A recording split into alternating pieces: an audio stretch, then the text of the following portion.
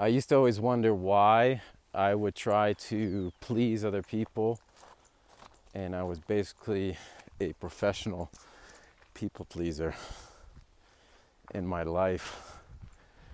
Everything that I've done in the past before I came to these awarenesses was that I would change the essence of who I was in order to fit in.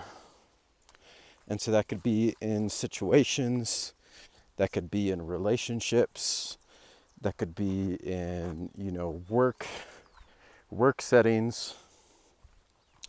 It was pretty much in all aspects of my life. And so the way and the reason why somebody people pleases is it comes from a childhood wound. And so it's possible that it comes from the dynamics of the parents or also the dynamics of just your situation. Because from age 0 to age 7, we're in a hypnagogic state. And so what that means is our brain is in a theta wave state. And so when our brain is in a theta wave state, it's a state akin to hypnosis. And so when our brain wave is in theta, we're receiving information, and our brain and our subconscious is downloading that information. And so based on how we're raised with our parents, our surroundings, we take in that information as children. And so that information is stored in our subconscious, and a lot of times this is unconscious information. And so what that means is a lot of times from what we've went through, we went through it and our brain processed. So if we had a specific parent or dynamic with our family that we had to be a certain way in order to get love, then we had to change ourselves in order for our parents or our loved ones to give us love. And so if we didn't do specifically what they said, we then wouldn't receive that love. And then we wouldn't feel worthy. We wouldn't feel enough. And so as a kid, when you're in that state and your subconscious mind is just taking in all this information, it registers that if I don't do what this other person perceives is good, they're not going to love me. And so we carry this on for the rest of our lives until we become conscious of it. Until we're conscious of it, this dynamic continues. It will literally continue. And I had this continue for literally 26, 27 years. I'm 31 years old now. And it was a rough journey because I was always changing myself to fit into other people's pictures. And so basically, I was like a chameleon. I would morph into my surroundings in order to fit in order to not get in trouble. Because that's how I was raised. That was the dynamic. I had to be a certain way. And so my subconscious mind picked it up as a kid. I have to be a certain way in order to receive that love, validation, and affection. And so it carried on my whole life pretty much. Different relationships that I've had with women, sacrificing myself for them, putting them first rather than me. Different relationships that I've had with friends.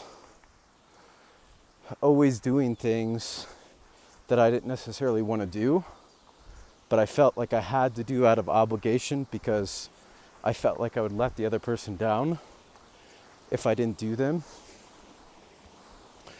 And so that's a big foundation behind this, is we continue that dynamic, the same one that we're comfortable with from childhood, because that's what's comfortable for us.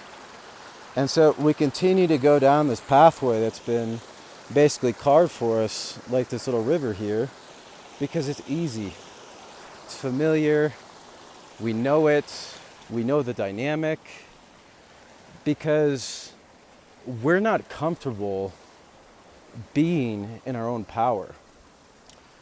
Because when we were in our own power as kids, we were scolded because of that.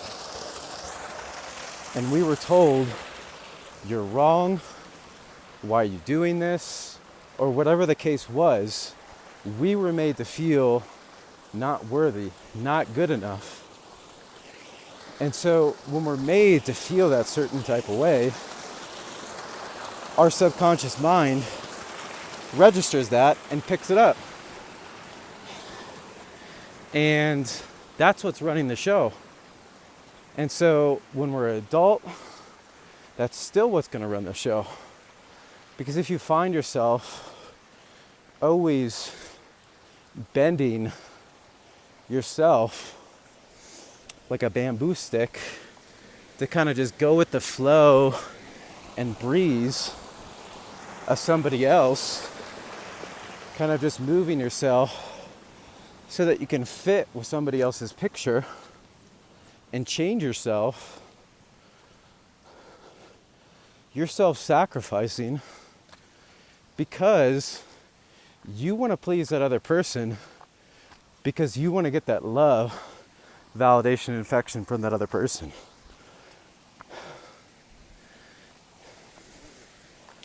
And so it comes from us not valuing ourselves, us not giving ourselves that love that we're seeking to gain from somebody else's verification of us, of somebody's validation of us, of somebody's love for us. Because if we have that love within, it doesn't matter what that other person thinks of us. It doesn't matter what we do. It doesn't matter if we do something and the person absolutely hates it. You know, as long as you're not harming another person, but if you're doing what you love and following what you love and not putting the other person first at the expense of yourself, then it's okay.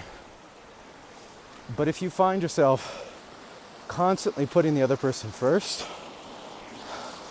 it stems from this wound in childhood that I had to be a certain type of way in order to receive that love.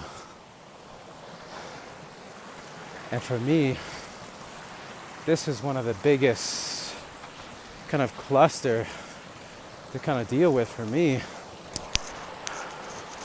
because I had attracted all these different types of friends and relationships where I was always doing what the other person wanted. Like I said before, changing myself in order to receive that love and validation, because I wasn't giving myself that love and validation.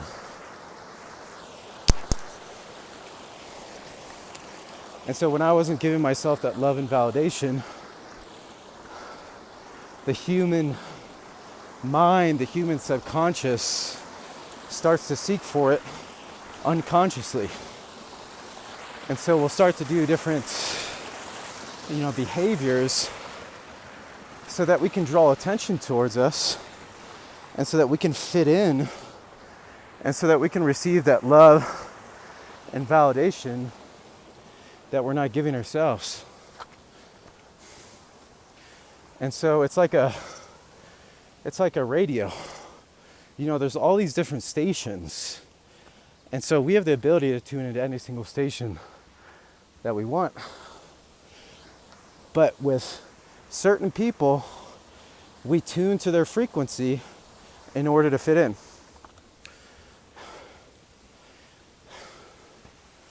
And so we find that when we do that, and if we're tuning to a frequency that isn't us, it's not authentic.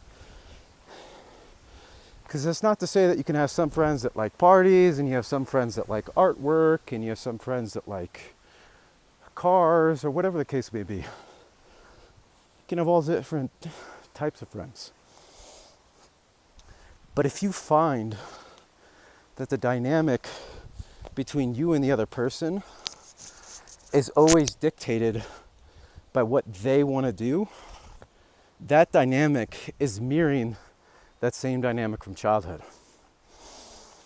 And it could be from your mother, your father, it could be from another family member, or it could be from somebody else. But from what I've seen in my own life and all the people that I've helped because of this, this is usually the case. And so, okay, how do we fix this, Austin? It's like, all right, great. I know I have this problem, but how do I fix it? And so the key really comes into tapping into our divine self. And so the deeper that we go, and this is achieved through meditation and breath work, is that we tap into ourselves on a deep level. And so when we separate ourselves from our thoughts in a state of meditation, we're not controlled by those thoughts. And so when we're not controlled by thoughts, we're present. And so love can only occur in the present moment. If you ever notice when you've fallen in love, or if you're doing something that you love, that time just ceases to exist. Like you're just hyper aware, present every single moment. You can recall all the details because you're present, you're aware. And so it's the same thing within. We can tap into that same state without having to go through all these external circumstances. For somebody to say they love me, or that they're my best friend, or that they want to do all this stuff for me, or whatever the case scenario is. That we can tap into that same feeling that we're seeking so desperately, because it comes from that seeker's perspective. We're seeking for something. Everything that we do it for a specific purpose, because we have a belief that it serves us in some manner. And so everything that we do has a purpose, albeit it might not be empowering, because we might have a belief that's disempowering. And so these beliefs stem, like I said, from when we're a child. And so going back to the solution, we have to connect to ourselves on a deep level. And once we cut through the thoughts, and we're not identifying with the thoughts, and we're in a deeper state of meditation, this love, this feeling of love starts to shine through.